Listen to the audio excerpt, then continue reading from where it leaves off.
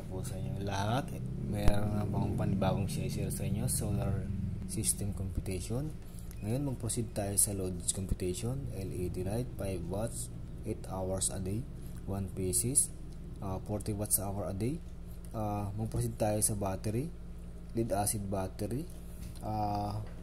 Requirements ng battery, 40 watts hour times 2 equals 80 watts hour. So may conversation tayo ito.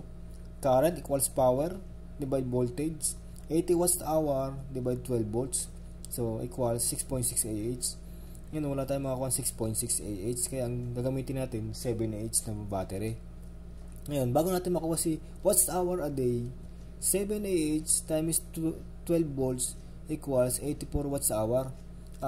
Multiply 50% equals 42 watts hour. Ngayon, na-meet na niya yung requirements ni 40 watts hour a day. Ngayon, ang battery na bank natin, 12 volts, 7 Ah. Ngayon, mag-proceed naman tayo sa solar panel na wattage. So, 42 watts hour divide sa total of sunlight, 3.5 hour equals 12 watts. So, wala tayong makakuha 12 watts. Mas maganda, 15 watts. So, mag-proceed naman tayo sa solar charge controller kung ilang ampere.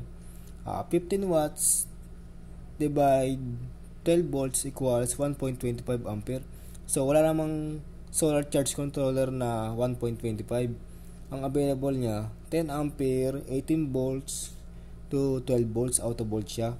Ngayon, mag-proceed naman tayo sa inverter. Bago natin makuha inverter watts, load computation, mayroong 5 watts.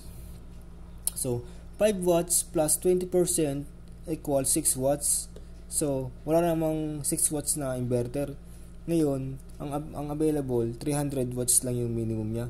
300 watts inverter, si input 12 volts and output to 20 volts. Ngayon, pwede na tayo magsaksak ng LED light kay inverter. Ito lang naman po yung ma-share ko sa inyo. Like and share na lang po para makatulong po sa iba. Salamat po.